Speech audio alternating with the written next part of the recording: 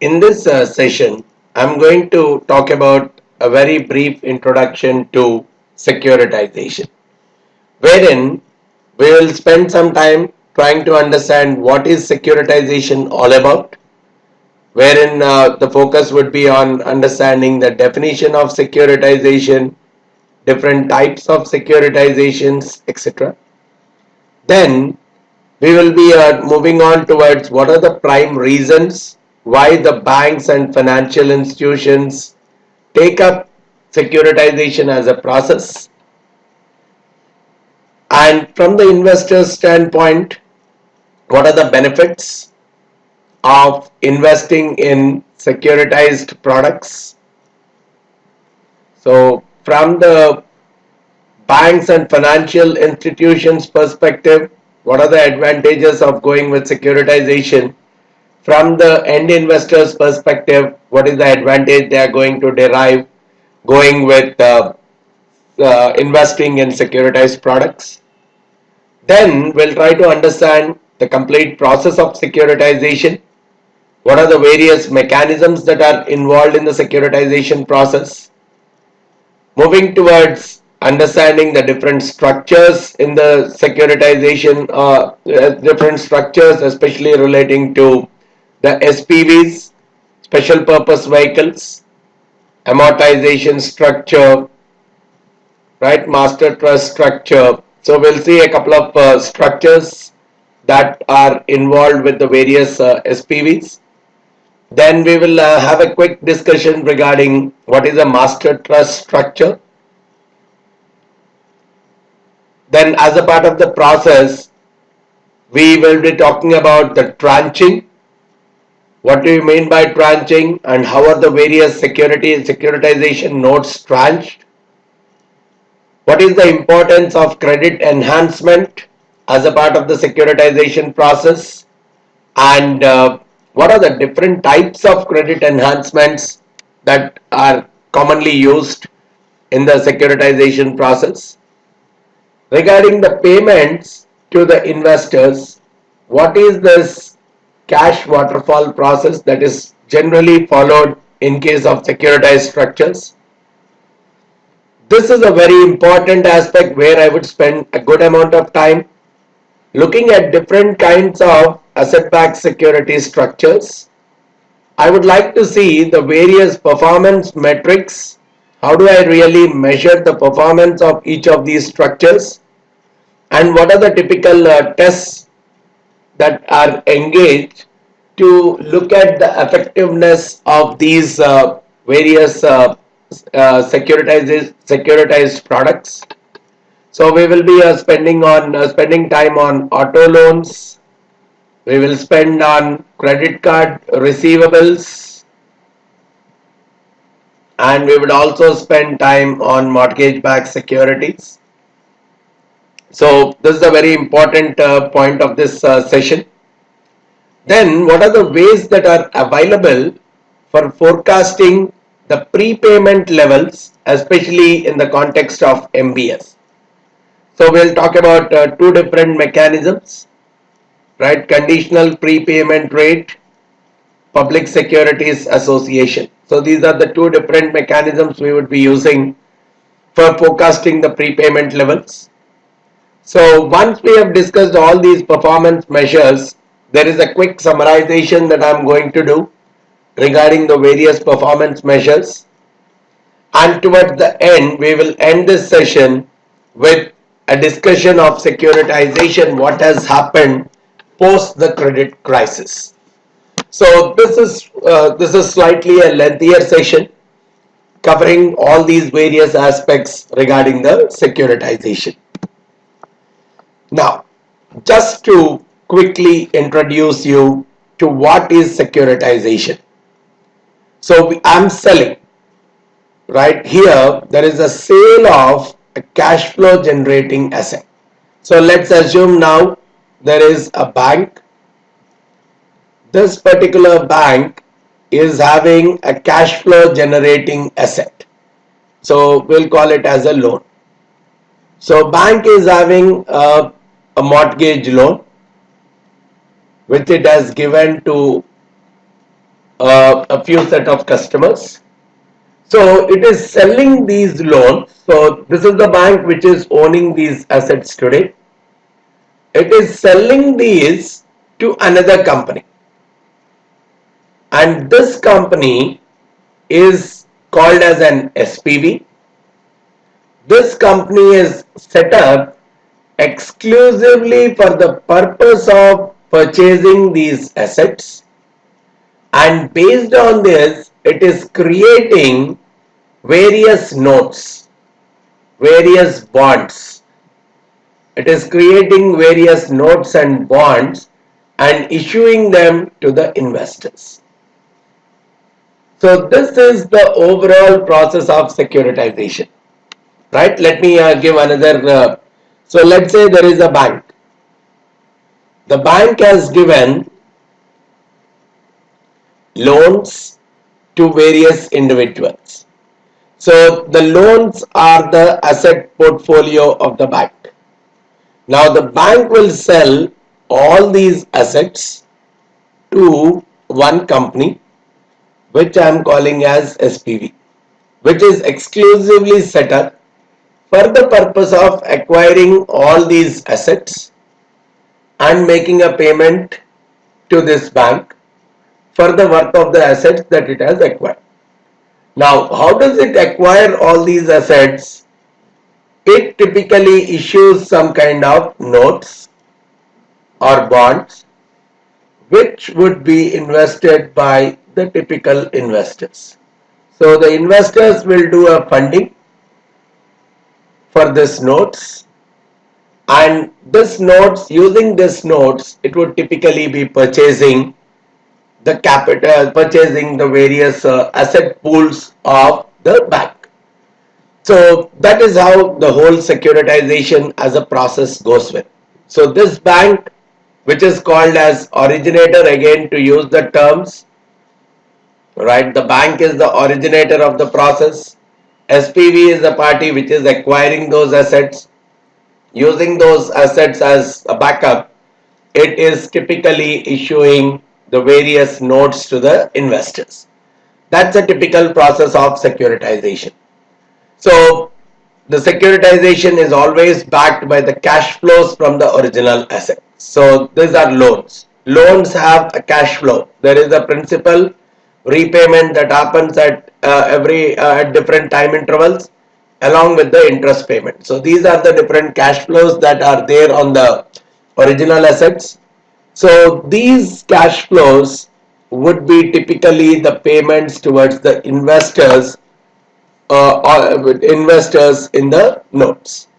So that is where the securitization process comes into picture. Now, as a process, it is very heavily used for funding purposes. It's used as a tool for funding for the banks, because the banks are able to convert their illiquid assets, which are the loans, into liquid cash, because someone else is buying these loans and they are getting funded for the loans. So it is typically used as a mechanism of funding for all those banks which were very heavy into housing loans, or those banks which have very heavy credit card payments, because in credit cards also today a credit is provided, but the typical payment could be after a couple of months. So within this period, the assets could be sold off to someone and a liquid cash can be generated. So here the major thing that is happening is conversion of illiquid assets into liquid cash. So, and any other such kind of cash flow generating equipment, cash flow generating assets that are there with the originator, they can sell them to the SPV. SPV in turn will be issuing notes by having the cash flows against these assets as a backup. So it is primarily used for managing balance sheet risk, because you could see illiquid assets are typically converted into liquid. So the balance sheet risk is also getting reduced quite drastically here. We'll talk about it slightly more in the coming slides. So this is the process that is happening. I'm able to convert my assets which are illiquid they are not readily marketable. I cannot sell off my mortgage assets as a bank. I have a loan. Now that loan will generate cash over the next few years. When person is paying a principal or the interest repayment, that is when the cash flows are typically going to come, whether it is a mortgage loan or a car loan. But now the cash is getting generated immediately. So whichever something is illiquid, less marketable, I am able to convert them into these notes. The notes are typically rated securities that are tradable in the security market. So illiquid assets are majorly getting converted into liquid.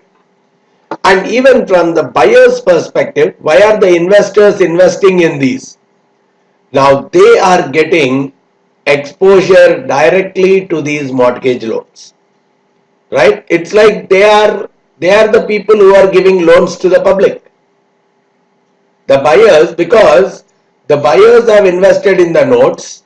The money from the notes is typically being used to purchase the loans from the bank, and the loans, the cash flow for the banks is what is used as the typical payment towards the investors. So in a way it looks like the investors have virtually funded the loans to the various borrowers. So that's the reason the buyers are typically getting the exposure to these types of assets. Buyers are, in a way, they are not directly giving the loan, but virtually they are giving the loans, mortgage loan. So they are getting exposure to the mortgage loan market, whereas in real world, if they have to give directly, it would not have facilitated them at all. So they would not have access to lend for a car loan or for a mortgage loan, but through this they are getting an exposure similar to that kind of a lending. So that's one more reason why the investors would prefer investing in the securitized notes that are issued by the SPV. Now here we have two important points to discuss. One being cash securitization, wherein the assets, whether it is mortgage loans or student loans or automobile loans, whatever it is, the assets are actually sold to the SPV. So the title change is very clear, right? Title changes from the originator to the SPV in a typical cash securitization. Whereas in synthetic securitization, that physical sale of assets is not involved. So the process is more like some of the illiquid assets like your housing loans, mortgage loans, or credit card receivables, whatever it is. Some of these illiquid assets of any particular company, they are transformed into a package of securities. So all these illiquid assets, so with the cash flows as the backup, they are typically created into a package of securities. So these are the package of securities which have this as the backup. So by carefully doing this packaging, by providing various credit enhancements to this, by able to provide liquidity enhancements to it, and through a proper structuring, without a physical sale of the assets, I am able to create the instruments having the cash flows from this as a backup for this. So this kind of a process where the physical sale of the assets is not involved, but the mechanism is still the same. Whatever the cash flows that are coming out, of these assets, they are used for typical payment of typical payments on the notes that are typically issued. But instead of directly a physical sale of the assets to an SPV, here it's a virtual sale. The whole thing is structured, packaged in such a way that the process will still remain the same without a physical transfer of the ownership. And so if we look at the overall securitization process, it creates asset-backed securities. So I'm creating some kind of notes whose payments, right here when I'm saying payments, it could be coupon or the principal payment, whose payments are purely backed by some kind of an asset. Now, if it is backed by student loans or vehicle loans, auto loans, so all these are typically called as asset-backed securities. But if it are backed with residential mortgage loans or commercial mortgage loans, then typically we are creating a separate name for them called mortgage-backed securities. So, but all of them, these are the notes that are issued where the coupon and the principal payment on these notes are primarily backed by some kind of assets. So these notes generally are debt instruments. So they have a coupon and a principal, and they have been created from a package of various loan assets. So on the loan assets, generally the interest and principal are repaid at different points in time. So when we are talking of these notes in general, the coupons more or less, instead of a fixed coupon, there might be a floating rate coupon that is generally associated with these notes. And the assets that have been securitized, so I can have any of these: residential mortgage loans, commercial mortgage loans, automobile loans, credit card receivables. Any of these typically could be a part of the assets that are getting securitized. So any of the assets on the bank balance sheet, they can be packaged. So this is the typical synthetic securitization process. Any of the assets on the balance sheet, they are packaged together and they are typically used as a backup for issuing of the bond. That is how the securitization typically happens. So whatever the interest payments, principal payments that come on the original loans, they are used to pay the coupon and the principal repayment for the notes. So they are used for typically servicing the cash flows for the new notes or bonds that are issued. And that is where if the assets that are backing them are primarily the mortgage related assets, they are called mortgage backed securities, and any other assets apart from mortgages, they are typically considered as asset backed securities. Alright. Now, what are the different reasons why a particular firm will be undertaking the securitization? So this is where we'll talk about three important reasons. The first of it being it is going to fund the asset that it is owning. As we have already seen, the various assets, whatever it has, it is selling those assets. And those assets, it is typically getting the cash out of those assets. So it's as good as the cash that is coming from the investors to the SPV through the purchase of various notes. This cash is typically used to purchase the loans. So which is as good as saying the loans are generally issued through the fund that is generated by the investors, and the SPV typically investing in buying of the loan.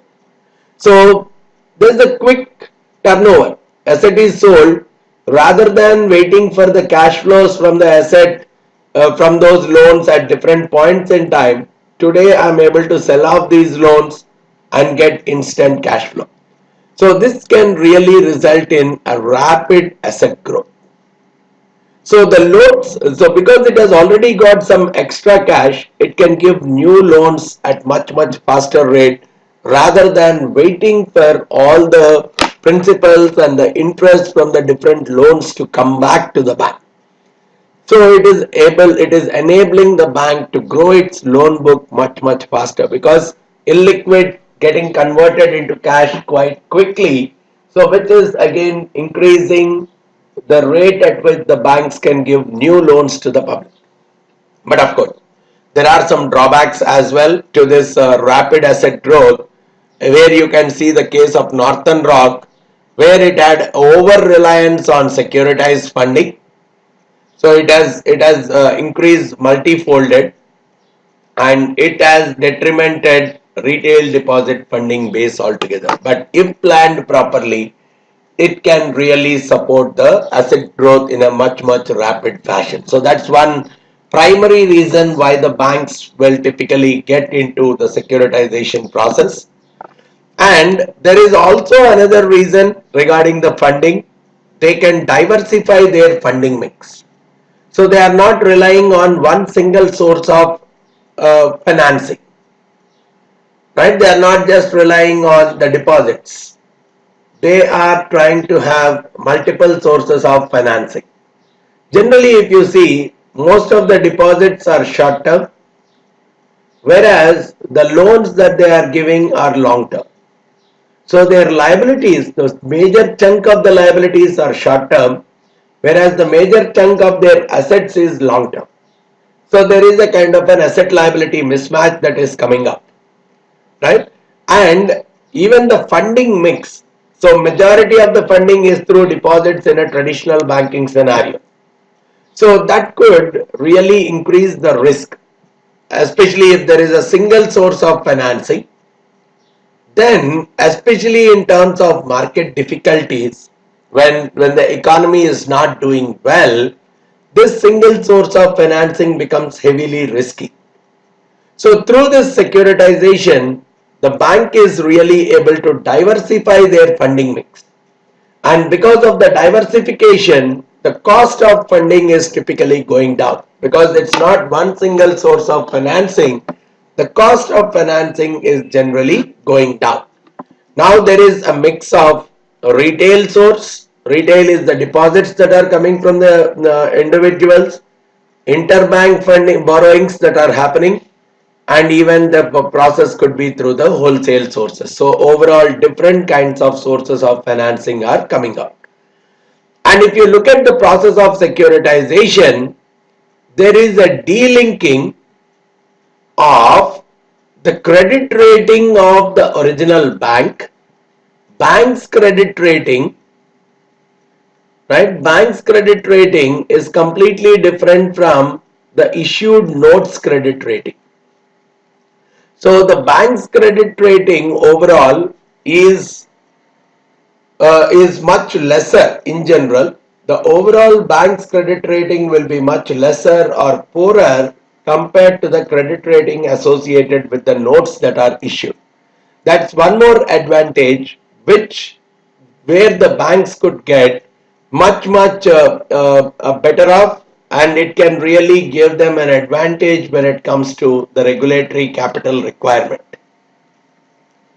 So generally, most of the notes that are issued by the SPVs, they carry a very high credit rating, typically AA or AAA kind of credit ratings, than the bonds that are generally issued by the bank itself. So that's one more reason why the bank would prefer going ahead with securitization as an aspect rather than directly raising capital by issuing the bonds to the public. Because the cost that is involved in directly raising the capital through bonds is generally higher than they going through the securitization process and letting the SPV issue the bonds to the public, because generally SPVs are being looked at as bankruptcy remote. I'll be talking about them, but generally the SPVs are being looked at as bankruptcy remote entities. So because of that reason also, you could see that the cost that is issued, the cost of issue for the bonds that are for the notes that are issued by the SPV will be lesser, which means they carry a very high credit rating. So that's one more reason securitization is preferred compared to a direct raising of capital. Even the maturity mismatches can be very well reduced. As I have already said, majority of the assets of the bank are long term, liabilities are short term, right? So you have residential mortgages, long-term assets running for 20-30 years, short-term liabilities where we talk about the deposits, interbank funding, they are all just less than a year. Now, because of this mismatch, it would be much difficult because the short-term sources of financing should be available at every point in time so that they can meet the long-term requirement of the asset. Whereas through securitization, the originating bank is receiving the funding from the sale of the asset. So the long-term illiquid asset is getting converted into cash immediately. Because it has sold the asset, the long-term asset got converted into a short-term cash. And typically you could see the economic maturity of the notes that are issued. So the notes that are issued also could be for 5 years, 10 years. So there would be a kind of, the liabilities are also now no more short-term liabilities because they are notes that are getting issued. Generally the maturity of those notes will be matching the maturity of those assets that are typically backing them. So that is one more reason why the banks are more interested towards the securitization option. Then, so those are the funding related reasons for the bank. Now, if I look at the balance sheet base, they are definitely going to get a regulatory capital relief. We all know, as per the Basel requirement, whatever is the Basel 1, 2, 3, whatever, there is a minimum capital level that the banks have to maintain for their assets. And so based on the risk that is associated with these assets, the minimum level of capital that has to be maintained is typically determined. Whether it is 8% of the risk weighted assets or now 10.5% of the risk weighted assets, whatever it is, there is a minimum level of capital that the banks have to maintain when they are typically, which is typically computed based on the risk associated with each of these assets. But on one side, if you see the SPVs, they are not banks. So no Basel rules are applicable for them. So they can typically maintain a capital that is economically required by the nature of the assets. So it could be, in many cases, this could be much lesser than what a regulatory capital requirement is. So overall, the bank is transferring its assets to an SPV, and instead of maintaining a large capital base as per the regulatory requirement, now the SPV, because it is not a bank, it need not maintain that much of capital. It can maintain a sufficient capital which is economically required by the nature of the assets, and because of that reason, generally the lesser amounts of capital are maintained compared to what a bank should have maintained under the regulatory requirement. But on the other side, the originating bank which has sold its assets, it will not get 100% regulatory capital relief because there is a small catch here. Generally it will retain a first loss piece. So all the notes that are issued, the first loss piece means the first, so typically otherwise called as equity tranche, equity piece or equity tranche. So banks are generally retaining that much portion. Only the remaining are typically issued to the investors. So if the cash flows that are coming out of the assets, let's say 100 is the cash flow that is expected out of the asset. Now what is generally done is the SPV creates assets, create notes out of this 100. So let's say for 90 or 95, it issues the notes to the investors. But the remaining 5 out of this 100 is generally held by the originating bank itself. So which means these assets have to generate a cash flow of 100. Now if 5 of them default, So that cash flows will not be impacting these investors. That default would first impact the bank itself. So up to a first certain portion, the bank will absorb the losses, and if the cash flows are worsening beyond that situation, then only it would be impacting the investors, which means the investors are to a large extent shielded even if a few cash flows are not getting generated from the underlying assets. So to that extent, bank is not getting 100% regulatory capital relief, but definitely I can say through this securitization process, the regulatory capital is to a large extent reduced after the securitization. So they will retain only some portion of the overall cash flows. So the first set of loss that is coming out of the cash flows of the asset would be typically absorbed by the bank themselves because they retain the first loss piece out of the issued notes. So if the notes are issued out of 100 for 100 because the asset base is 100, 95 of them are issued to the investors, the 5 of them are retained by the bank themselves.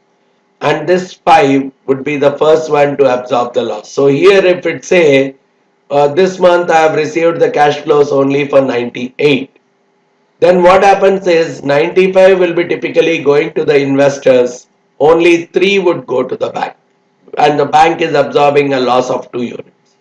So that's the way. Until the loss crosses 5 units, it would be generally absorbed by the bank themselves, and anything beyond it, then only it would be absorbed by the other investors. Even in terms of economic capital, there is a relief, as I have already mentioned that SPV is not a bank. So the capital that they are going to maintain is much, much lesser compared to that of what a bank would have maintained as a capital.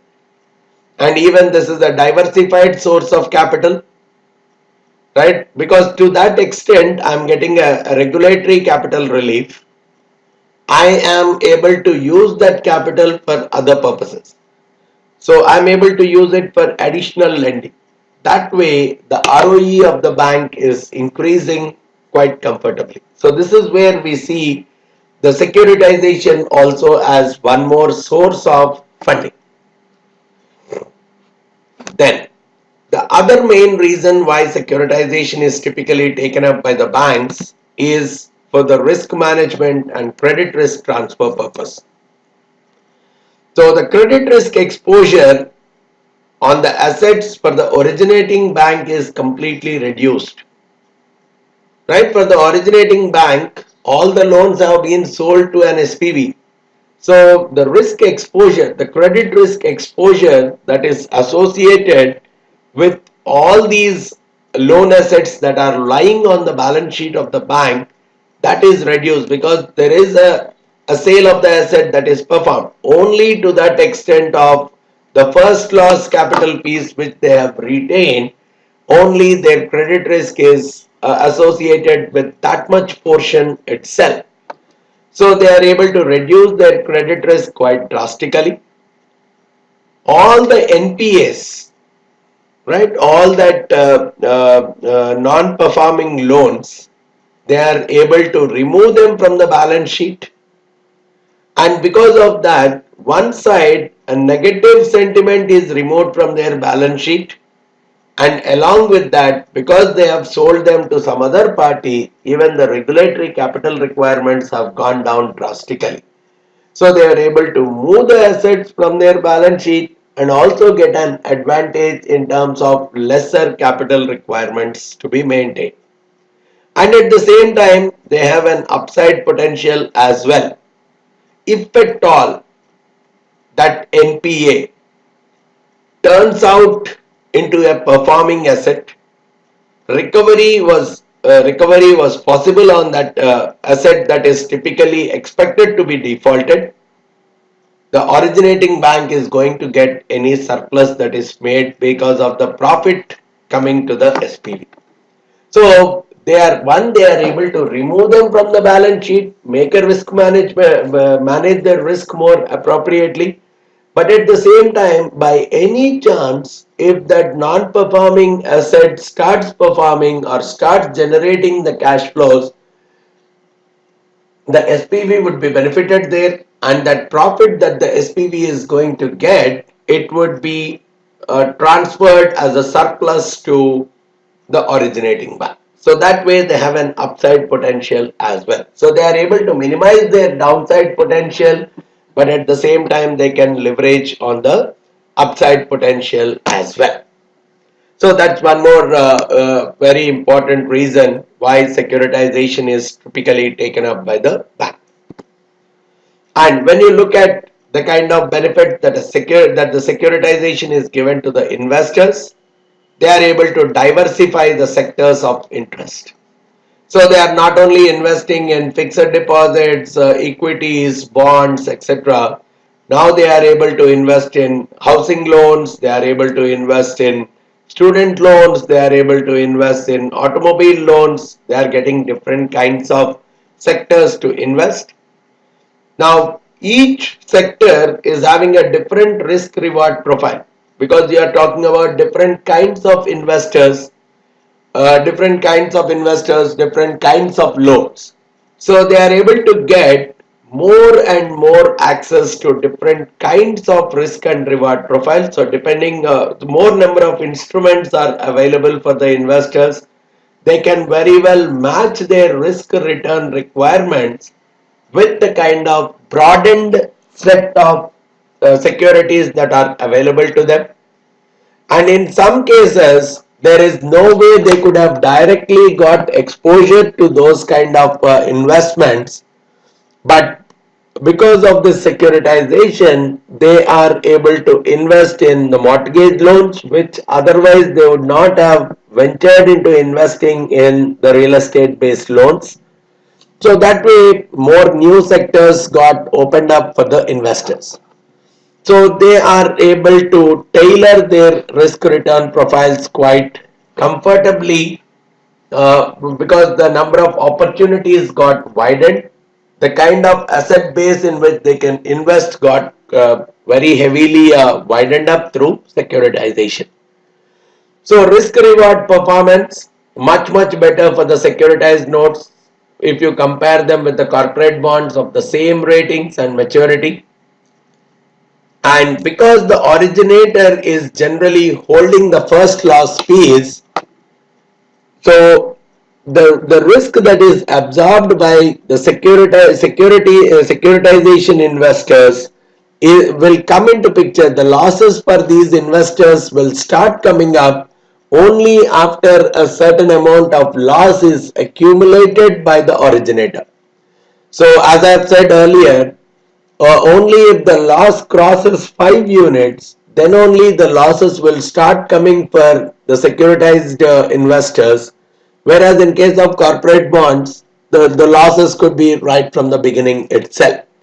So that is one of the reasons better risk reward performance is generally offered by the securitized notes compared to the corporate bonds, all else remaining the same.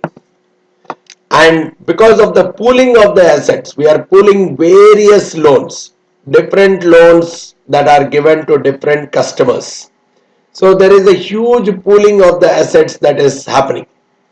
More and more pooling of the assets, rather than I lending to one single customer who is purchasing a home, there the risk is much higher because if this customer defaults, then there is a huge loss for me. Whereas if we see here, I'm not getting exposure to one single house. I'm getting exposure to a pool of loans which are given against a big set pool of houses. So the concentration that I'm getting is completely lower. Even if one customer fails, it's only a very small portion that I'm going to lose because I'm investing in a pool of loans like a fund rather than a single asset exposure. But at the same time, In 2007 crisis, it has also been seen that diversification has actually increased the concentration risk. But in very normal scenarios, we see more and more diversification will lower the concentration risk, and it's a better hedging mechanism for the investors as well. So there are good number of advantages that the investors are going to get by putting their money in the securitized notes, right? So that is one of the prime reasons the securitization as a concept has been beneficial both to the originators, typically the banks, as well as to the investors. Good deal of advantages to both the parties. That's one of the prime reasons you could see securitization was a success in the financial markets. All right. Now, moving to the next concept.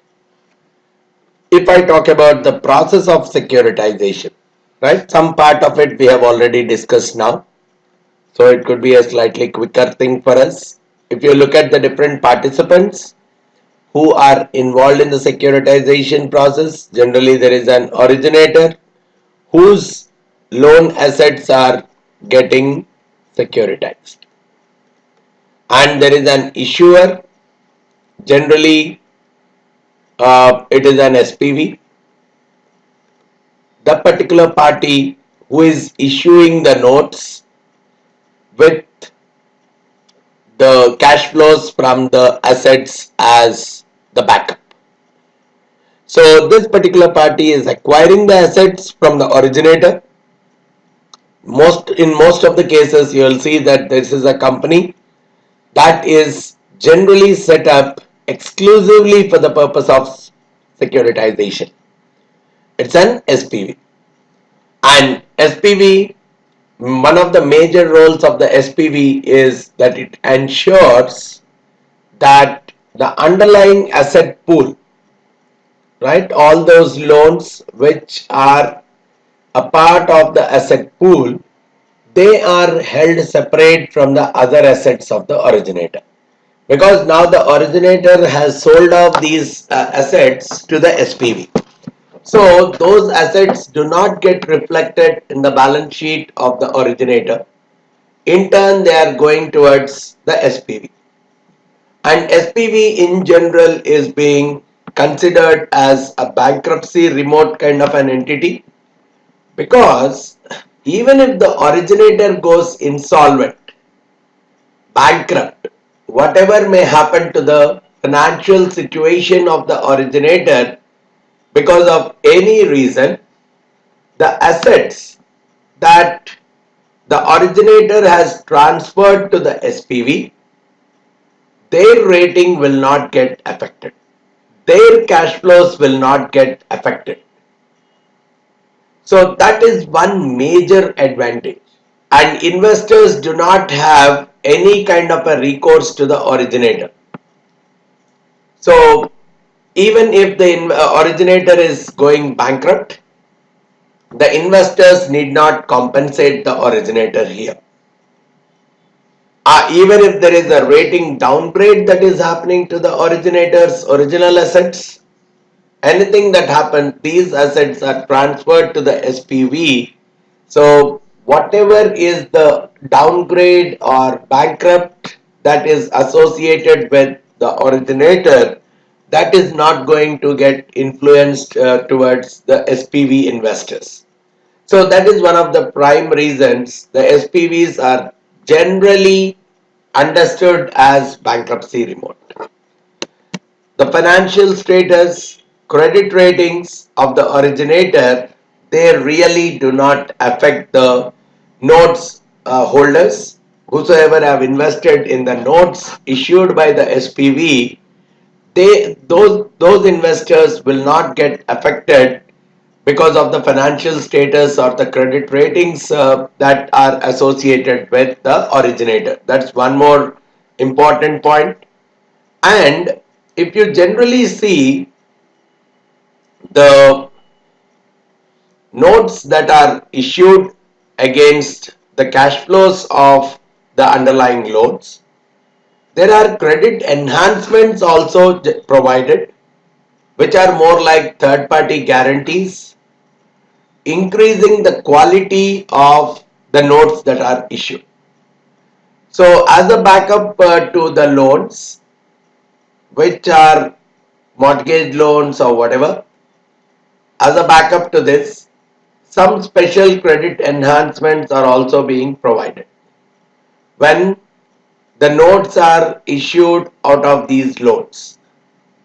So these credit enhancements are more like additional guarantees. We'll be discussing about these credit enhancements in depth, but they are additional guarantees that are being provided to the investors, so which is increasing the overall credit quality of the notes that are invested. So the notes which are coming under the securitization process, because of the additional credit enhancements, they get a very good credit rating. Investment grade credit rating is what they generally obtain. It can go even up to the AAA kind of a grading as well. And the structuring in a securitization deal, it is always done in such a way that the liabilities side of the SPV, which is the value of the notes that they have issued, the amount of the notes that they have issued, it carries a lower cost. The cost of issuing the notes will always be lesser than the asset side of the SPV. Asset side is the loans. So whatever is the typical cost of the loans, whatever is the typical returns that they get on the loans, is generally more than the amount that they have to pay to the investors for the notes. So that difference is also a kind of a benefit to the SPV, and overall it result in lower cost funding. So it enables the originator to get a lower cost funding, because they are, whatever are the loans that are being issued, whatever are the notes that are being issued to the investors, the cost associated with the notes is much lesser compared to the return that they are going to get because of the loans that have been issued. So, which in other cases, this low cost funding would not be possible in an unsecuritized market. So that's also one more prime motive behind going ahead with securitization, where we have already talked of it's a funding source, and that too it ends up as a low cost source of funding. So overall securitization process, if you see, so there is an asset pool which belongs to the originator. Originator is doing a true sale of the asset to the SPV, who is the issuer here.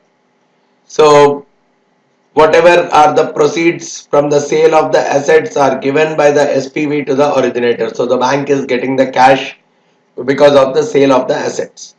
Now the SPV, who is the issuer of the securities, it adds a few credit enhancements to the loans that are procured from the originator, and based on them it issues the securities. So these securities are typically the notes. The notes are structured, instead of directly issuing uniform notes to everyone, they are structured wherein tranching is done. So let's say now the originator is having 100 as the loan, 100 units of loans. Now SPV has purchased, let's say, 95 units of it, making 5 units as the first loss piece. So for this it will enhance the credit. So let's say another 4 units is being added as a credit enhancement, 4 units worth. Now there is a note that is being created, let's say for 99 units. Out of this there is a tranching that is being done. So class A notes, probably some 85 of it is class A, some 10 of it is class B, right? Another 2 or 3 of it is class B, the remaining is the class D, or generally the equity or the excess spread. Now, these will have a very high credit rating, these will have a moderate credit rating, these will have just slightly below the investment grade rating or just the investment grade credit rating, but whatever falls under the credit class D, they will be typically the equity tranche. So there is a tranching that is being done so that different kinds of investors can be targeted as different set who have different appetites of risk. They can be targeted.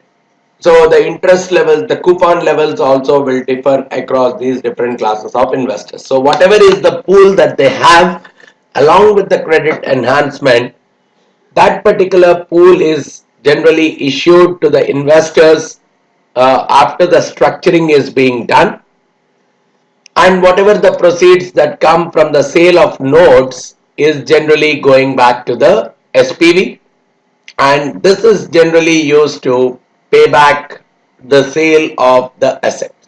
So this is the very general securitization process that we see. And in the coming to the mechanics of securitization, in a cash securitization, we have already discussed that there is a true sale of the underlying asset. So there is a movement of the underlying assets from the balance sheet of the originator. So there is a real legal transfer of the assets from the originator to the issuer. So the SPV is created where it would be performing the role of the issuer of the notes, and so the assets that are being sold, they get onto the balance sheet of the SPV by moving away from the balance sheet of the originator. If you look at overall process, so initially there is a due diligence, and due diligence with respect to what is the quality of the assets, what is the quality of the loans that the bank is holding, what is the future prospects, to what extent they become NPAs, to what extent the customers would be repaying back the loans. So there would be some level of initial due diligence that would be performed by the SPV regarding the prospects, future prospects of the assets. So even the bank itself, the originating bank itself can do this process. Based on that, it gets into a setting up of an SPV, and it would transfer all these assets to the SPV.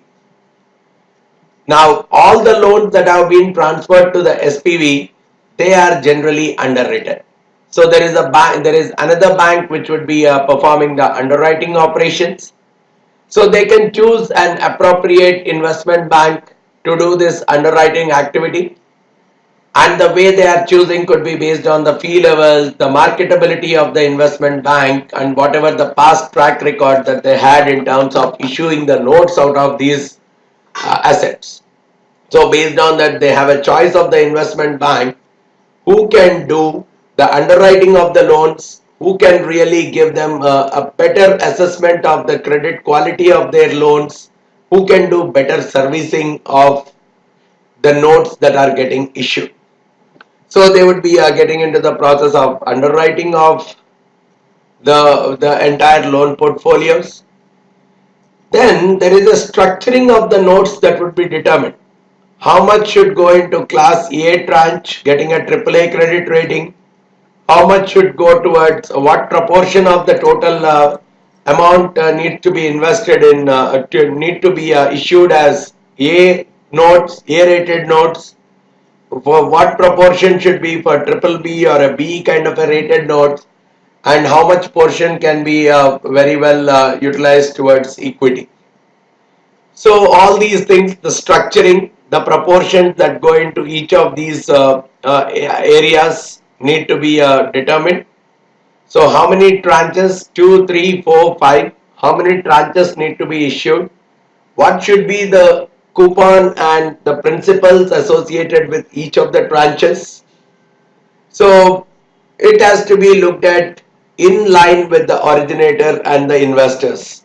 So based on the quality of the assets that are there with the originator, and also based on the demand of the investors for the different risk associated assets, so the typical structuring has to be determined. Then for each of the structures they need to get a credit rating at least by more than one credit rating agencies. And we all know the prime objective of any credit rating agency is they will look at the character and quality of the assets, right? To what extent they can recover the capital, principal, and the interest on the loan assets that have been issued. What is the probability of default of different customers on the various loan assets? Along with that, they would also see whether any additional credit enhancements have been made which can support these notes and which are acting as additional backups to these notes, which will act as additional quality boosters for these notes. So even if there are additional credit enhancements, the ratings associated with those notes will typically go up. Or even if there is over collateralization, right? The principal value, let's say they have an asset pool of 100 units, they are issuing the notes only for 95 units. This is what we call as over collateralization. They have assets backing for 100 units, but the kind of notes they have issued is only for 95 units. This is what is typically called as over collateralization. The principal value of the notes that they have issued is generally lesser than the principal value of the assets that they have for a backup. So the liquidity, so this is a source of liquidity, right? So because they have assets worth 100 but they have issued only 95 worth, so even if the asset value goes down to 95, still because of a default of 5 units, even if the asset quality asset value goes down to 95, still they can service the notes quite comfortably. So this is where over collateralization will definitely act as one extra credit enhancement. And once the ratings are being done, the notes is generally placed in the capital markets. So this is a general mechanism that is involved behind the securitization, right from the originator till the placing of the securities in the capital markets. Now, looking at the SPV structures, there are generally three types of structures that we see around. One set of structures are amortizing structures, which are generally used for residential and commercial mortgage-backed securities and even any other loan asset-backed securities, whether it is a student loans or vehicle loans, any of these kind of loans, or even the residential and commercial mortgages. In all these cases, the SPV structure generally is an amortizing structure itself. But when it comes to credit card receivables, it is a revolving structure. So we'll see what is the difference in these structures. And the third one, we also have a master trust, which I am going to discuss in the next slide. Now, talking about the amortizing structure,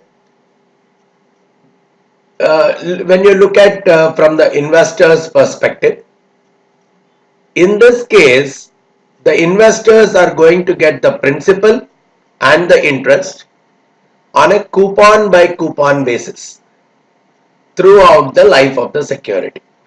So they will get based on a coupon by coupon basis. So depending on whatever has been paid by the borrowers, right, whatever are being paid by the borrowers as interest and principal, based on that interest and principal, these people also would be, the investors would be getting the payments based on the interest and the principals that are being paid by the borrowers on the originating investment. So the interest and principal are paid on a coupon by coupon basis, where you could see as the time period passes, as more and more time is passing, the composition of the interest and the principal is generally going down. So in the initial periods, more interest and principal is received, right? This is the principal part, this is the interest part. So in the initial periods, more interest and principal is received, but as the period is progressing, this value is generally going down. The pricing of these kind of structures and even the trading is based on the expected maturity. In how many years I expect the whole loans to be paid up, and weighted average life. We will define the weighted average life slightly later. So the pricing and the trading of these kind of instruments is generally done based on the expected maturity period and weighted average life associated with the underlying asset structure. So it's a basically the time weighted period during which the principal is outstanding. So I'll look at what amount of principal is outstanding and at what point in time. So based on the time as a weighted to the principal, principal based weights are being given to the time, which would help me in computing the weighted average life. I'll bring out a formula as well for the weighted average life. So weighted average life incorporates various prepayment assumptions. So we have different ways of computing the prepayment. We will be talking about conditional prepayment rate, CPR, Public Securities Association, PSA benchmarks, to go ahead with understanding what are the various prepayment assumptions that are there. So while I am computing the weighted average life, I would be taking the various prepayment assumptions also into consideration. So in any kind of change in the real world with respect to the prepayment speed, so I assume that, let's say, 1% of whatever has to be, whatever is the principal that is outstanding as of today would be prepaid in the current month. So that is already being taken as a part of the weighted average life building. But what we will typically see is, in some cases the prepayments could be only 0.5%, or in some cases they could be 1.5%. So because of that change in the prepayment speed, the amount that the principal is repaid to the investors would typically be changing. Right? If very little prepayment is done than expected, then even the investors would be receiving a lesser prepayment amount. If higher than expected prepayments happen during a period, then the investors also would be receiving accordingly. So this is what we are calling as amortization structures, where initially the principal and the interest would be much higher because we are paying on a coupon by coupon basis depending on whatever is received from the borrowers. The cash flows towards the investors are generally decided. That is an amortizing structure. Then we also have a revolving structure generally used by the credit card receivables. So generally, if you see the credit card scenario, which is a very short dated asset, and there is a relatively high prepayment speed, right? Even if I go for if I do a credit card purchase, there is a good chance that within 2 days I may do a repayment, or within 1 month I may do a repayment to full. Instead of repaying partially, I may repay at a much faster rate. So the prepayment speed could be much higher for the credit cards kind of assets. Now this is where we have a different structure altogether for the credit card debts and even the vehicle loans. There is a very high amount of prepayment speed that could be there compared to a mortgage loan. So here mostly for credit card debt is where you would be using this. The principal of the assets is generally reward. Instead of directly making the payment of the principal to the end investors, there is a revolving period So in this structure we have two periods. One is a revolving period, one is an amortization period. In the revolving period, whatever the principal that I have collected, right, lot of repayments that have happened, lot of credit card payments that are received, the principal payments that I have received, they are used to purchase new receivables. So which means new debt would be given, new credit card, new receivables would be provided based on the principals that are collected during the revolving period. Generally, it could be for a year or so, year or 2 years, and after that there is an amortization period. During this amortization period, whatever the principals that are received or which are pooled earlier, they are paid to the investors. But again, the payment is in two ways.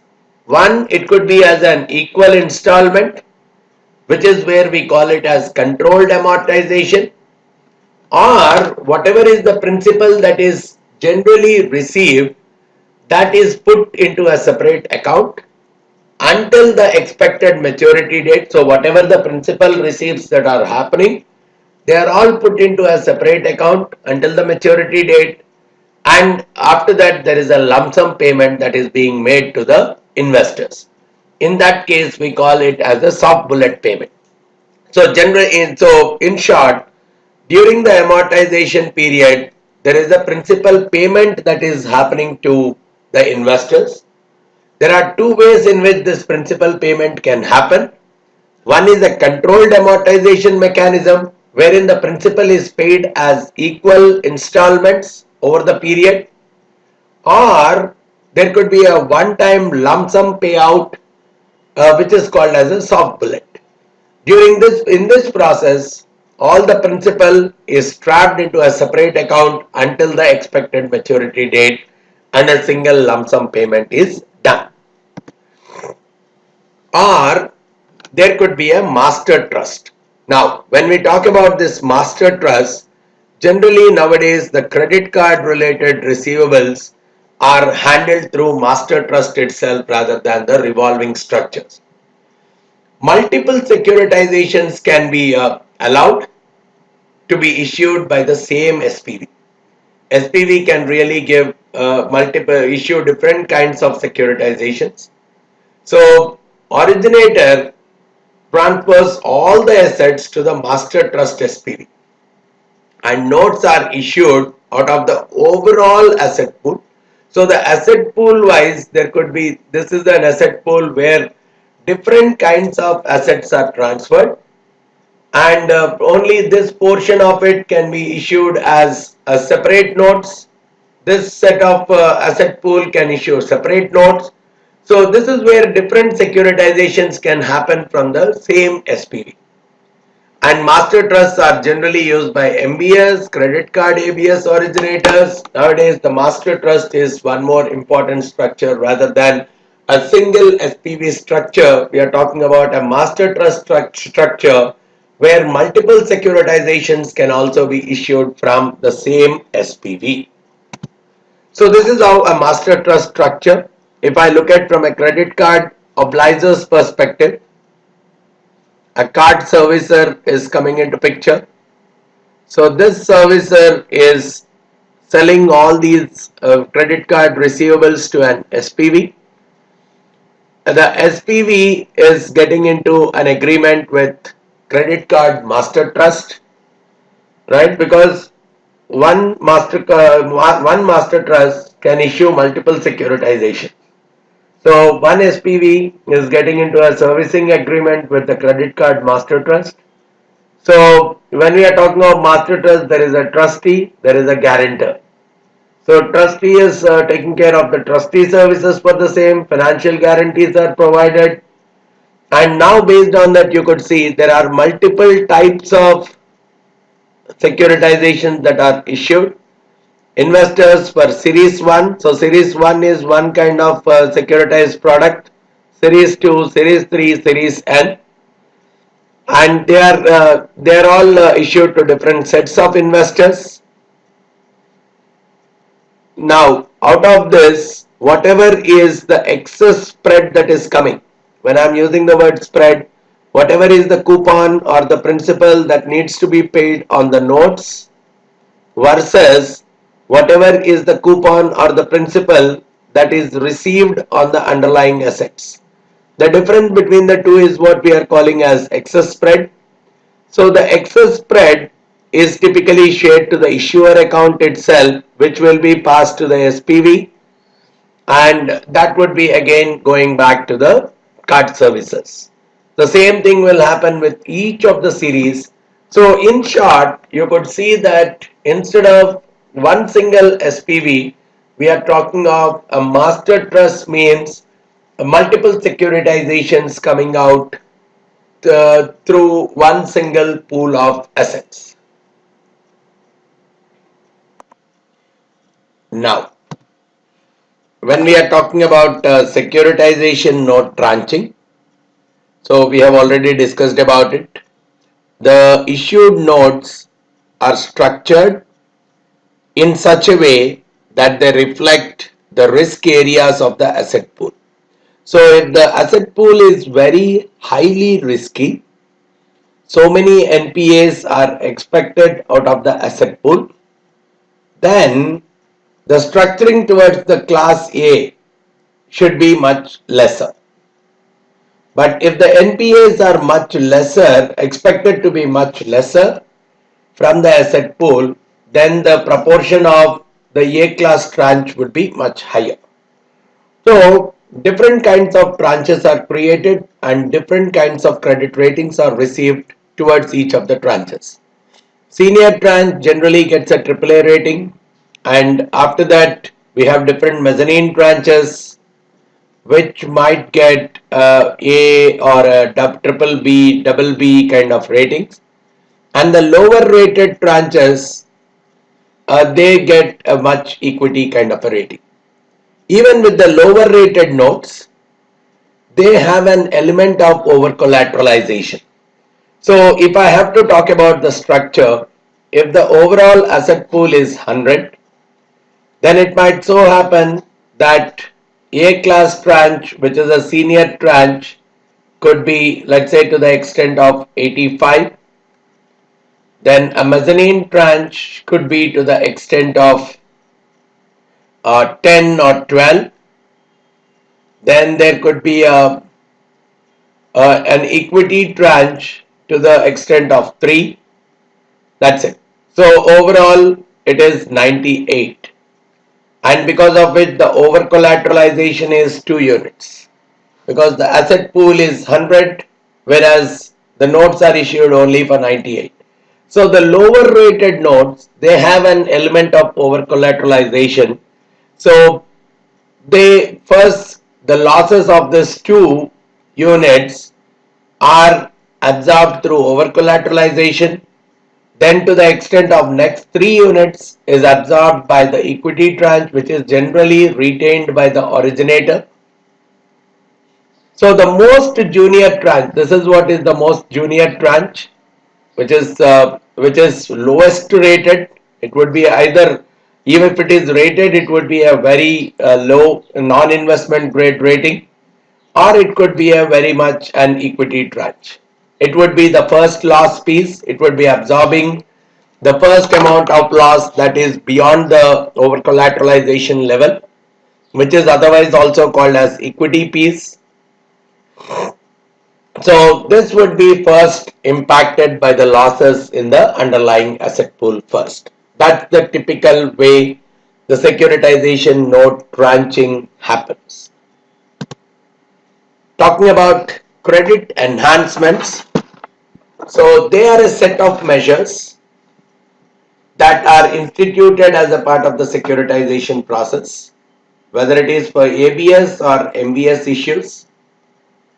These kind of security measures, they improve the credit quality of the notes that are issued by the SPV. So because of that, the credit ratings of the notes, they typically get improved. So if the assets that are a part of the pool, they carry a very low credit quality by themselves. If the quality of the assets that are there in the pool is much worse, then there is a good amount of need for credit enhancement. The amount of the credit enhancement that are required will be much higher. So depending on the quality of the assets that are a part of the pool, the necessity for the credit enhancements will crop up. The worse the credit quality of the underlying asset pool, the higher is the need for the credit enhancements before the issue is being made to the investors by the SPV. So there are different kinds of credit enhancements. We have already discussed about over collateralization, wherein the nominal value of the assets in the pool, if they are for 100, right, if the value of the asset in the pool is 100, it is always in excess of the nominal value of the issued securities. So the notes that are issued could be to the extent of 98 or 96, which means 2 or 4 units is contributing towards the over collateralization. So that is one form of a credit enhancement to get a much better credit rating. Or in some cases, there could be a possibility of a pool insurance, wherein the insurance policy is purchased from a typical insurance company to cover for any risk of the principal losses. If any of the underlying assets, the defaults occur, means the borrowers don't pay any of the loans, that's a principal loss to the SPV. Now, if there is any kind of a principal loss that is going to occur, the insurance policy would be in a position to compensate for the loss. So, that way, those losses are generally backed up by an insurance policy which will act as a credit enhancement, because of that policy, the investors will not suffer because of the default of the borrower. But while doing the rating, the claims paying rate of the insurance company, to what extent the insurance company has made the claim payments in the past, to what extent it has honored the claims, becomes one of the important determinants while doing the rating. But this is also another way in which enhancement can be done to improve the credit quality of the notes that are issued. Then there could be a senior junior note classes. There could be some class of securities, generally the subordinated classes. One class of securities, which are, let's say, class B securities, they are always subordinated to the senior classes. Means until a particular rating requirement is being met, the class B securities, right, the notes that are issued that are subordinated to seniors. So this particular class B, they do not receive any principal payments.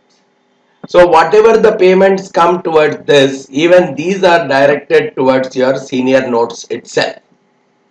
So because of which the senior notes will get a much higher rating, because it's like the subordinated note. The class B notes are typically sacrificed against the class A note.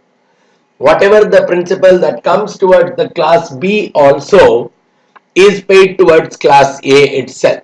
So there is a very less chance that there would be any default or delay in the payment towards the class A securities, because class B is acting as a shield for class A. So that is what we are calling as senior junior kind of a classification, where junior is acting as a backup towards the senior. Even that is a credit enhancement. Similarly, there could be a margin step up feature. In the coupon structure itself, there could be a step up feature, increase in the coupons, which is generally coincide with the call date. So especially when the company is calling back a particular bond, it would be compensating it with a higher coupon. So that's a kind of an incentive for the investor, because even if the company is calling back the bond, calling back the notes to get them issued at a much lower rate, this high coupon structure would be a kind of a facilitator for the investor, would be a kind of an additional incentive for the investor, because they are getting a higher coupon in case the company is calling back the bond so that it can refinance it at a much lower rate of return. So this is also a kind of a credit enhancement that can be packaged. So whenever the company is trying to call back, there is a step up feature that comes into the coupon structure that has to be made as an additional coupon payment. And one more such kind of an enhancement is the excess spread. So whatever is the return on the underlying assets, so whatever is the return that is coming on the mortgage asset pool versus whatever is the return that has to be paid on the notes that are issued. So this difference, so basically it is the return of the assets of the SPV, return that they have to pay on the liabilities of the SPV. The difference between the two is called as an excess spread. On a monthly basis, this excess spread is used to cover all the expenses of the SPV, and in some cases any kind of losses that are coming out because of any of the defaults. So this difference in the returns is actually acting as a backup. The higher is the difference between the two, the better is the enhancement that is getting provided, because there is a pool of money that is acting as a backup in case any future loss comes up. So any excess after covering the expenses and the losses, that would be held in a reserve account. And this reserve is again a kind of a backup for future losses. And towards the end, any such kind of a surplus that gets generated can be passed on as a benefit to the originator itself. But if the pool of the reserve is too big, it also acts as a credit enhancement which will improve the credit rating of that issued note. So all these kinds of credit enhancements play a very important role in improving the credit quality of the notes and getting a much better credit rating altogether. So this is how a waterfall process comes into picture. So collateral pool, the interest proceeds are passed on to the trustee. So okay, if there are we are talking about on the collateral pool, whatever the interest that come up. So let's say we are talking about the mortgage assets. There is we have collected the interest on that mortgages in this current month. So some portion of that interest that is collected is going towards the trustee and administration fee. So let's say we have collected interest of $100 on the underlying asset pool. So some portion of it, let's say 0.5, is going towards trustee and administration fee. Then out of that whatever is remaining, then I will be looking at the interest on class A senior notes. So whatever is the interest that has to be paid on class A senior notes, that would be paid. After that, whatever amount is left, so there is a coverage test that is done. So is this amount sufficient enough as a backup towards the A class securities? Is the amount that is left is sufficient enough to give the A class securities A class rating? So that is where a coverage test is performed. If the coverage test is passed, so whatever is the amount that is remained, it will be paid as an interest for the class B notes. Right now the class B notes will come into picture only if the A coverage test is passed. But if the A coverage test is failed, this amount that is coming as a part of the interest, that would be paid towards the principal portion of the class A notes itself. So if the principal is if the principal payment is shortage for them, that is where we call as A coverage test. So this interest would be used to pay the principal for the A class notes. But if it has passed, then again it would be used for payment towards the B class. Then after that, the B coverage test would be performed, saying if this B's principal is adequately covered. If it is passed, then it goes to the C, and finally whatever is left goes to the equity tranche. But if it is failed, again it will go towards the principal on the A class notes. Whatever is left, this will go towards the principal on the A class notes. And if at all the principal of the A class guys is already paid up, then it goes towards the payment of the principal for the B class notes. So wherever, if the A class notes is already fully paid up, then the principal would be paid towards the B class notes. If the B class notes principal is fully paid up, then it goes to the C class. And after that, it would be passed down towards the equity tranches. So waterfall process is nothing but whatever is the cash that is generated by the asset pool is paid to the investors in the order of payment priority. So first, after making the payments towards the trustees and administration, the interest would be paid towards the class A tranche, and after that there is a test that would be performed to look at the adequacy of the A tranche. If the A tranche principal is adequate enough, then this cash would be used to make the interest payment for the B class tranche. Otherwise, the same interest would be used towards the principal repayment part of the A class tranche, and so on. Junior obligations are paid only when the senior obligations are fully met. That's the typical cash waterfall process that is involved. Then, moving on to the next important aspect in the securitization process, where we are looking at performance metrics and test measures. Here I am looking at three major products. One, in the case of asset-backed securities, I am looking at auto loans. We also will look at credit card receivables, and we also will focus on mortgage-backed securities. Three major kinds of products. So quickly, if I look at the characteristics of auto loan, investors are very much attracted towards investing in auto loan backed ABS, right, where the asset pool is the auto loans, because the asset quality is good, and vehicles, they are sellable, easily sellable, so liquidity is much higher. They are tangible assets, so in case of obliger being defaulting, these vehicles can be sold off and can be converted into cash.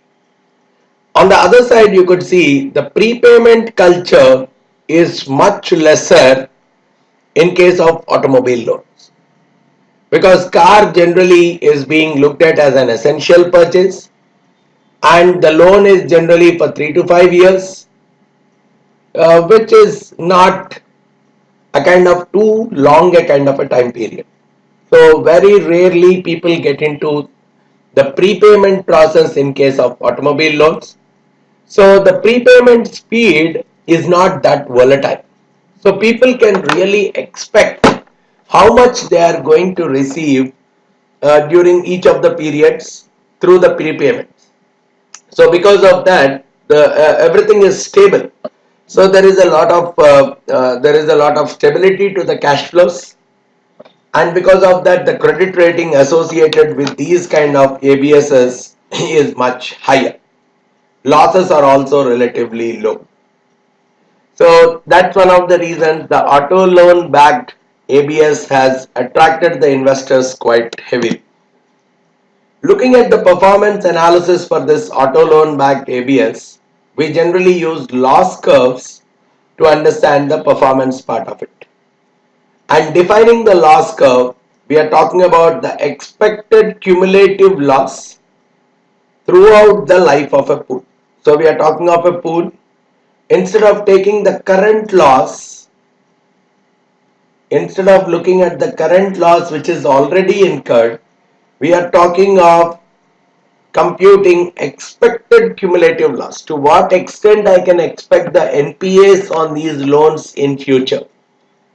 So there is a computation that is being performed in terms of expected cumulative loss throughout the life of the pool. So if the pool is having a duration of 15-20 years or 5-10 years, what is the expected loss during the life of the pool? That is what is generally performed using for the auto loan backed ABS.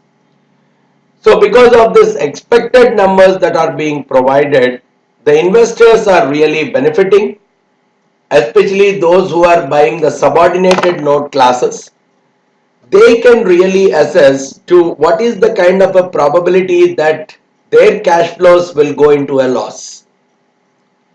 They will not be able to receive the cash flows because after removing the over collateralization aspect and the equity tranche portion, it is that subordinated classes which have to absorb the losses. So based on the loss forecast, they can really assess what is the probability that they would have to face a loss in the cash flows that they are going to receive. That is a very important input for people who are investing in subordinated classes. And when we look at the prime obligors, right, those kind of companies which had high quality automobile loans, which are the prime obligors, their losses are more and more evenly distributed, generally very stable. But when it comes to non-prime and subprime lenders, right, automobile loans given to subprime borrowers to a large extent, for them losses are going to be recognized much earlier, so the loss curve is going to be more and more steeper, and the losses are observed that they decline in the later years, because if people they default, there are majority of the people who default in the initial periods of the loan itself. So the losses generally are observed that they are decreasing as the time period is increasing. Latter years of the loans, they try to pay back whatever is remaining. So in the later periods, the chances of losses are much lesser, because on one side, the vehicle value will be depreciating quite heavily, because of which the people feel that repaying the loan is much better an option. So if at all defaults occur, majority of the defaults will occur in the initial periods of the loan itself, but during the later periods, generally the losses are expected to decline. And here we also look at absolute prepayment speed. So there is a standard measure of prepayment wherein I'm actually comparing the actual period prepayments as a proportion of the whole pool balance. So I have overall pool balance. This is the amount that needs to be, this is the amount of principal that needs to be paid. Out of that, how much of it is prepaid? That is called as an absolute prepayment speed. So if the proportion is much higher, then people are prepaying the loans at much faster rate. Whereas if the proportion is much lesser, they are not doing any kind of prepayment, they are paying as per the schedule itself. So it gives a good indication of the expected maturity of the issued ABS, which also is an important performance metric to see how the auto loan based ABSs are performing, right? So once we have got an understanding of the auto loan based ABS, the performance and the testing measures, we can look at the next important ABS product, which is based on the credit card receivables. So nowadays you could see, or probably until a few years back, ABS market was one of the primary vehicles to fund substantial volume of the credit card related loans. So that's the major source of financing towards the credit card receivables. You have to differentiate the credit card ABS from the other types of ABS. As we already know, the loans do not have a predetermined term. credit cards, right? Very short term. People may pay back in 2 days, people may pay back in 6 months, 1 month, whatever. And unlike the other kinds of loans, which are the auto loans or even the residential mortgages or commercial mortgages, where the term of the loan is fixed. Here, the term of the loan is not fixed. And if you look at from one single credit card obliger's perspective, the debt is not more than 6 months. People pay back within a couple of days, within a month. So it is much variable and much shorter. So the structure of these ABSs should be slightly different from the structure that we generally follow for other kinds of loans. And the repayment speeds, right? People may repay the things in 2 days as well, or even a month, very short term period. So the repayment speed has to be controlled. Either there should be a scheduled amortization period wherein this amount is prepaid over the period of the loan in the form of equal installments, or there should be a revolving period wherein the whole money is paid as a part of the soft bullet, where for the whole period the principal that is really received is generally used, right? I mean, instead of paying, the principal that is received during a particular period is used to purchase the newer receivables, and after that the amortization period will start, where there could be a scheduled amortization or a soft bullet kind of a payment.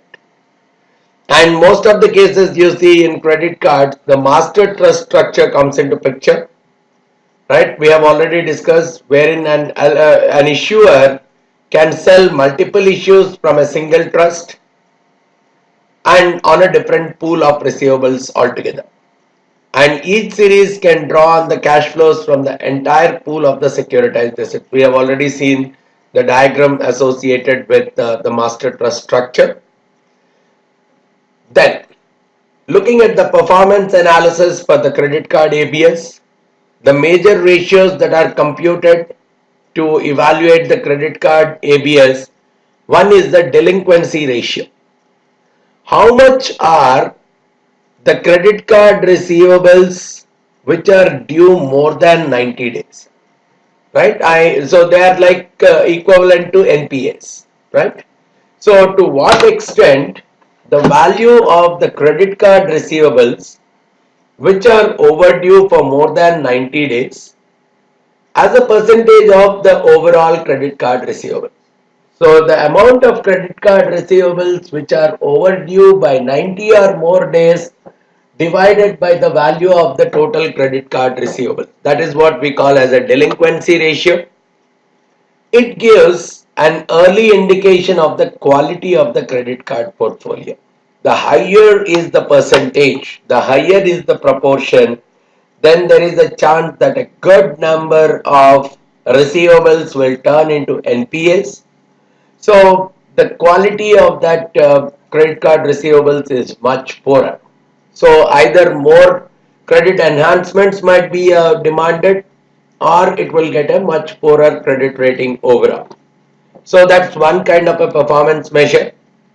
Then even a default ratio can also be computed.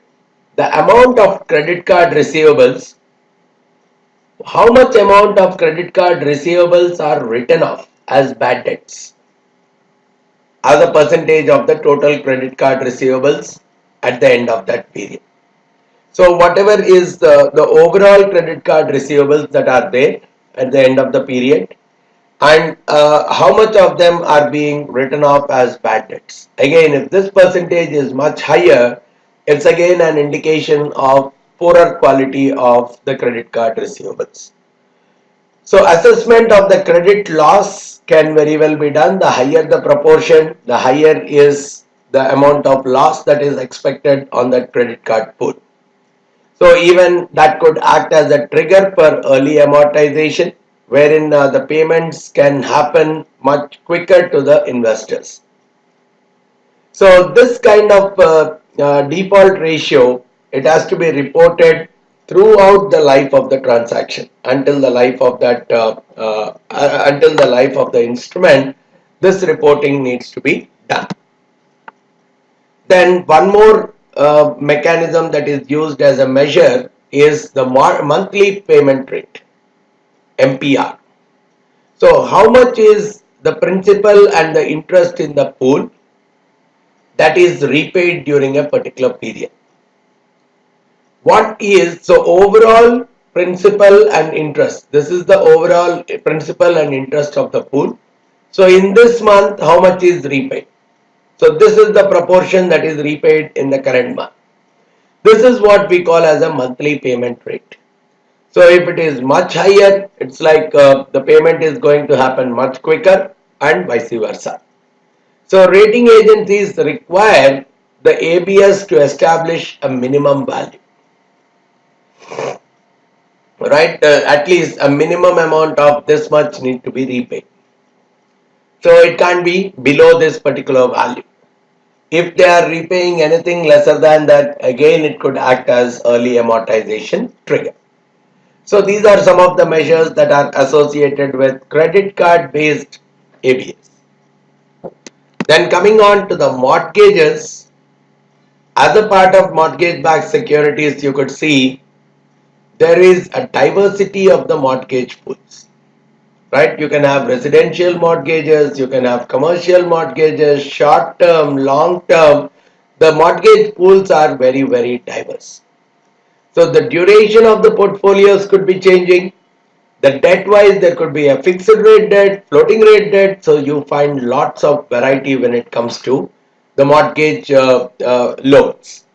So even in the mortgage backed securities, if you typically look at an agency backed MBS, they are simple pass through securities where the investors are simply purchasing a share in the cash flow of the underlying loans. We already know that, right? It's a very simple process. Underlying loans, whatever are the cash flows, if I'm investing in an agency MBS, it's as simple as I've purchased one share in the cash flow of the underlying loans. Whereas when it comes to non-agency MBS, there is a structure, there is a structuring that is being done. Whereas in agency MBS, it's a direct pass through. Whatever are the interest and principal that are received on the loans, they are directly paid to the investors. So there is no structuring process that is involved, which means it's a simple share in the cash flow. But when we look at the non-agency MBS, there is a structuring that is done. There is a senior tranche, there is a subordinated tranche, right? The principals, interest payments are different across the tranches. The losses that are absorbed are also different across the tranches. So there is quite a lot of variety that it comes when we are talking of mortgage-backed security. And within that also, if you look at commercial mortgage-backed securities, it's a non-recourse loan. So the whole security, the whole set of pool is secured by the underlying property assets only. So in this case, the DSCR, debt service coverage ratio, is very, very important to evaluate the credit risk. So that's the kind of variety that is offered as a part of the mortgage-backed securities. So when we look at the performance analysis associated with MBS, couple of ratios that are very important in computation: DSCR, debt service coverage ratio, which is taken as net operating income. So how much after all expenses, everything being removed, being subtracted from the revenues, what is the net operating income that is generated by this property divided by the total debt that is outstanding to be paid. So this gives a very clear clue what is the so whatever are the debt payments that are to be done during the period, not the outstanding debt. So what is the amount that the property has generated, what is the income the property has generated, divided by what is the amount of debt that has to be paid during a period. Now, by logic I expect that this ratio should be greater than 1, because the income that is getting generated should be more than the payment that I have to make. The higher and higher this income is above 1, it indicates that the company is more or less, the property is more or less in a position to repay the loan quite comfortably. But the lesser the ratio below 1, it has a kind of problems. The cash flows are generally insufficient. Property is not able to generate that kind of cash flows which are adequate to make the debt payments. So that's one thing that could be assessed. Another important measure in this context is the weighted average coupon, which is typically looked at as the weighted coupon of the pool. So wherein I look at the mortgage rate on each loan, right? Whatever is the rate at which the loan is being issued, multiplied by the balance that is associated with the loan. So whatever is the interest rate at which this loan is issued, multiply it with the balance that is outstanding for the loan and divide it by the total balance. That is what we call as the weighted average coupon. So as the period is changing, because the balance will change, the whole weighted average coupon is going to change. But again, this would be an indicator of the pool's ability to pay, because it will say what is the amount, right? What is the weighted average rate that is generated by the overall assets that are there as a part of the pool.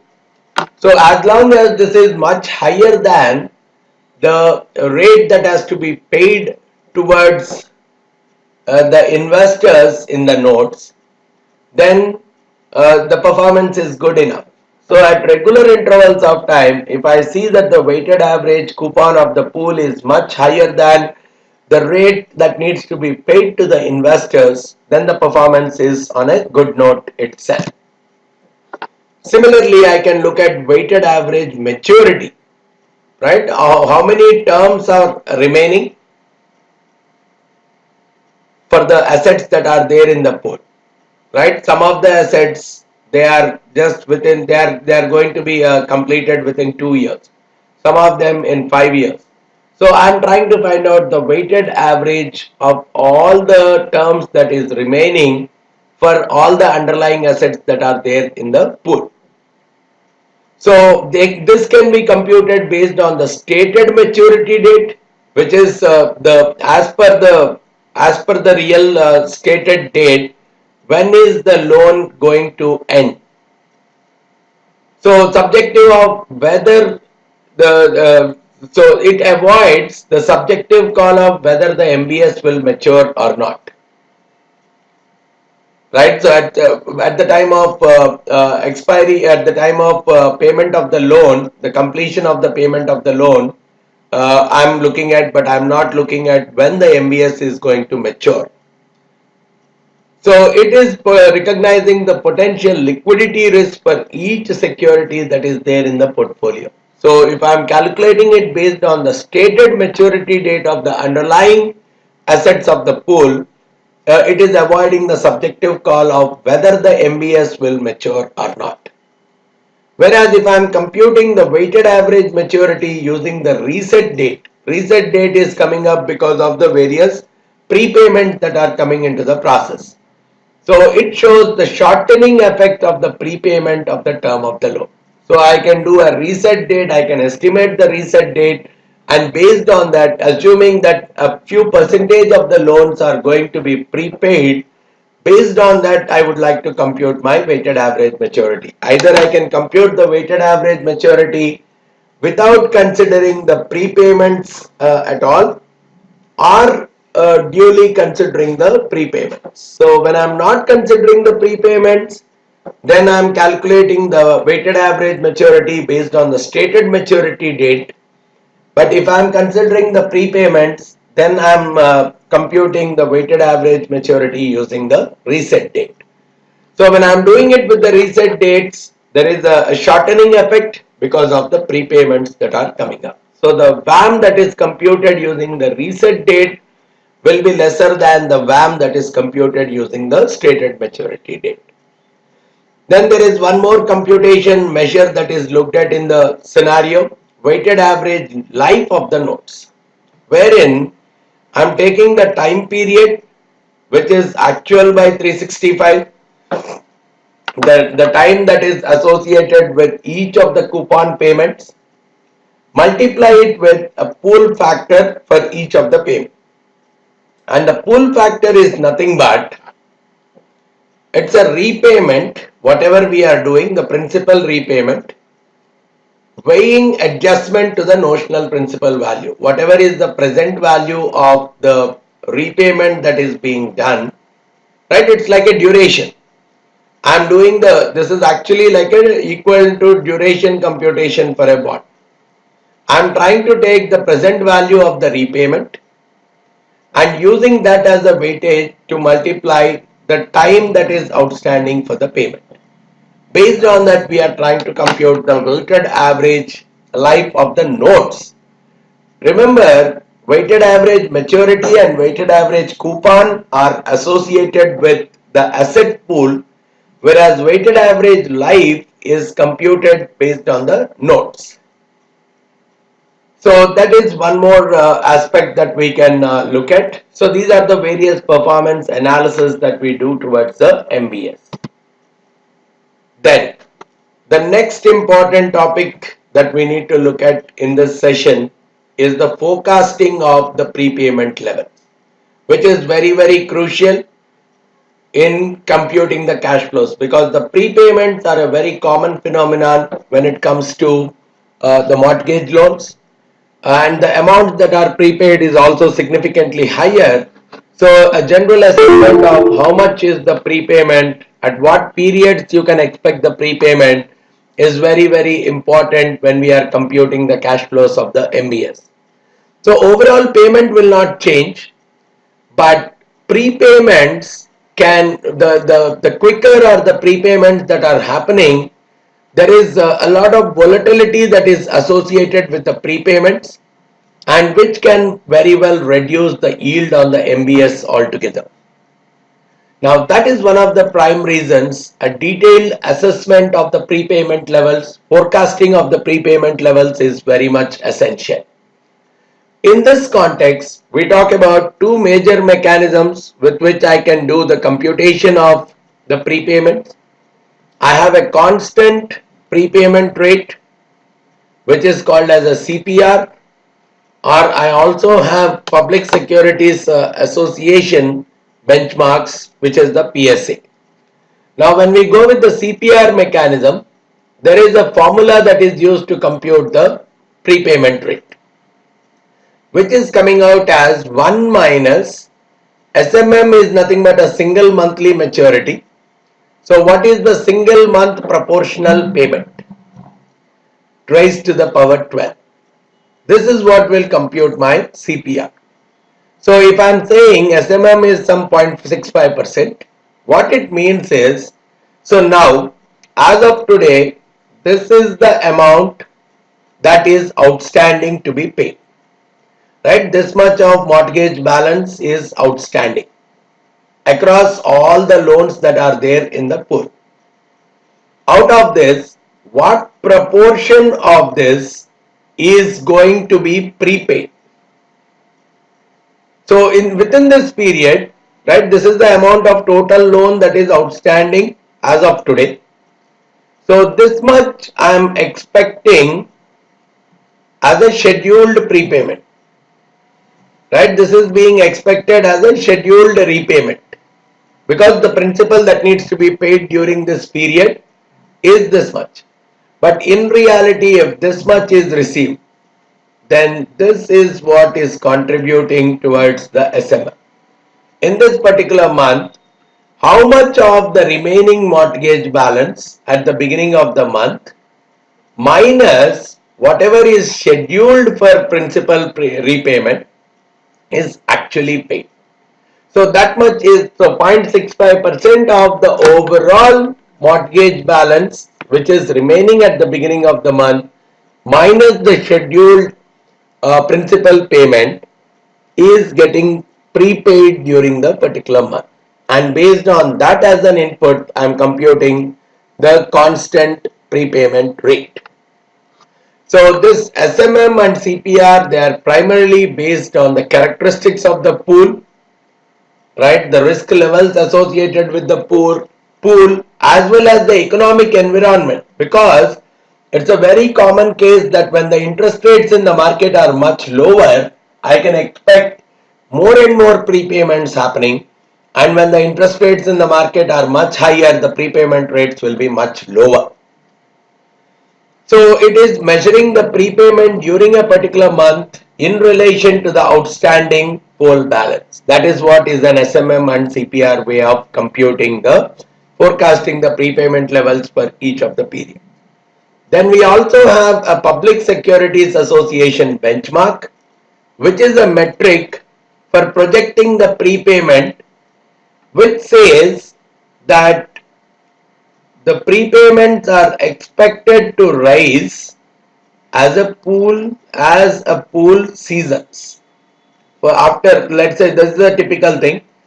Initially the prepayment rates could be much lesser, and until a certain period the prepayment rate is going to be much higher, and after that it flattens out. This is the kind of benchmark that has been set by PSA, wherein they made a kind of a assessment of various data and came up with a standard saying if it is 100% PSA, so the CPR is starting at 0 at the beginning. Every month it is increasing by 0.2%. So here the CPR is 0.2% after 1 month, after 2 months it's 0.4, after 3 months 0.6, and let's say after 30 months it's going to be 6%. So it is assumed to increase by 0.2% every month, and by 30th month it is going to reach 6%, and after that it's going to be constant. That is what is the assessment that has been done by PSA for setting the prepayment benchmarks. And other prepayment scenarios can be specified as a multiples of it, which means it could be set as 50% PSA or 150% PSA, something like this.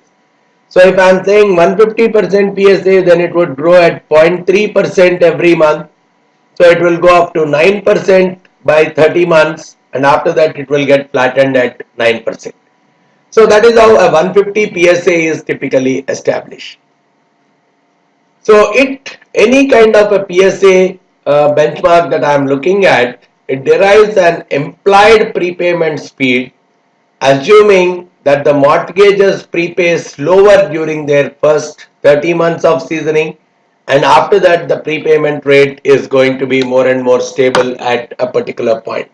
So every month the prepayment rate could be around 9%, 6% after 30 months, but during the initial period the prepayment rates are going to be much lesser. That is what is typically assessed by a Public Securities Association benchmark. Initially people don't prepay that fast, but after 30 months we are typically expecting that the prepayment rates to be slightly higher. Now we have looked at different kinds of performance measures. Just a quick summary of them. We looked at the PSA, which is typically computed as CPR by 0.2 times the months into 100, used for mortgages, home equities, student loans, etc. CPR computed as 1 minus of 1 minus SMM to the power 12. This is also used for mortgages, home equity. So this is also a performance measure. We have talked about SMM, singly monthly mortality, which is that proportion of the prepayments out of the outstanding balance, outstanding amount of balance minus the scheduled repayment. Whatever is the composition of the prepayment that is done during a particular period is called as a single monthly mortality.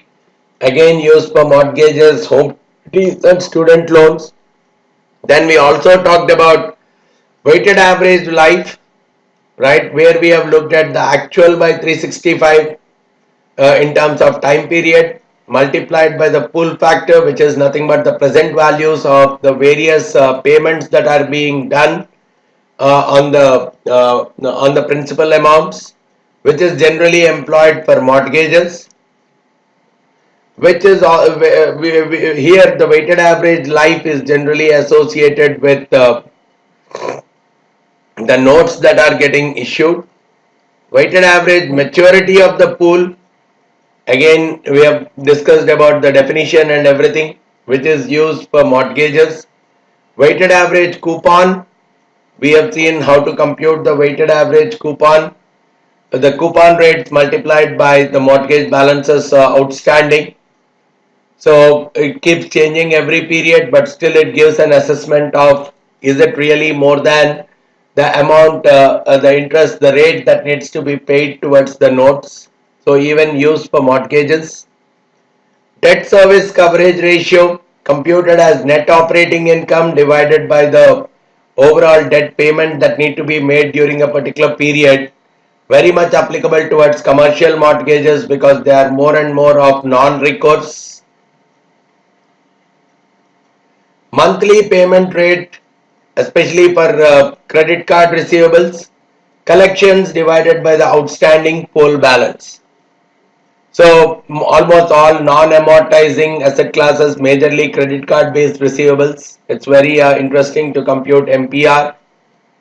Default ratio and delinquency ratios are also associated with the credit cards itself. Defaults is the number of loans, that number of the value of the credit card receivables that is written off at bad debts divided by the outstanding pool balance. Delinquency is talked about those kind of receivables that are more than outstanding for more than 90 days divided by the outstanding pool balance. Then when it comes to auto loans, etc., we will use loss curves which talk about the expected cumulative losses that are going to come up during the maturity period until the life of the instrument. Absolute prepayment speed is talking about what is the level of prepayments that are going to occur, that are occurring as a proportion of the outstanding pool balance. These are different kinds of performance measures which we have discussed in the previous few slides. A quick summary of them, the way they are calculated, and different kinds of asset classes to which these kind of computations can very well be employed. And towards the last, we are trying to look at the securitization post the credit crisis. Came virtually to a standstill. Direct subprime market defaults, subprime mortgage defaults are very high. Asset-backed commercial paper trading, it was crashed. Investors lost confidence, different kinds of parameters. Liquidity crunch was there in the money markets. We have seen Lehman Brothers very much becoming bankrupt. So the credit crisis has come out quite heavily and there was a worldwide recession. Economic growth has completely collapsed. The securitization market in the form of ABS, especially with the instruments like CDOs, it was one of the major contributor in magnifying the impact of poor quality lending, subprime lending in the US mortgage market. But otherwise, looking at all the negatives, keeping all the negatives aside, if we look at the securitization as a technique, it does have its own set of advantages because it has reduced the barriers to entry, opened up good number of asset markets to the investors who could not have accessed or got exposure to those kind of markets in the otherwise scenarios. Even if you look at the cash rich investors, for them the options have got broadened heavily. Different major projects they are able to get involved as a part of the funding in the various projects which they could not have got access to otherwise. The potential groups of buyers and sellers is widened. Lots of diversification characteristics are coming up. Customization of the risk reward scenarios are being increased. Liquidity is much higher because the illiquid assets are being converted into a liquid ones. So overall transaction costs are reduced in the process. So both the borrowers as well as investors, we have looked at ample discussion in the beginning where both the originators as well as investors, they are benefiting from the technique quite heavily. Now, this is what I wanted to offer as a part of this session. All these different areas have been dealt in more and more depth. We talked about the basic introduction to securitization. Why does a company take up, why does a bank typically get involved into the securitization process? What are the kind of advantages the investors carry when they are getting into the securitization notes investments? Then we focused on the process of securitization, where we looked at the different mechanisms that are involved in securitization, looked at the different structures, had a good understanding of the master trust structure, which is being used for various securitization transactions nowadays. Then how the tranching happens in securitization, what are the different credit enhancements, and what is the purpose of each of these enhancements. Looked at the cash waterfall process, and we spent a good amount of time in terms of understanding the performance metrics and test measures associated with auto loan ABS or mortgage backed securities or even the credit card receivables backed ABS. We looked at forecasting the prepayment levels using CPR, SMM, and PSA. Towards the end, we spent some time in terms of understanding the securitization post the credit crisis. If you have any further queries in the same, you can very well get back to me by giving me a call on the number that I have provided below, or you can send in an email at vamsidhar@pacegurus.com. Thanks a lot for listening to this session. Thank you very much.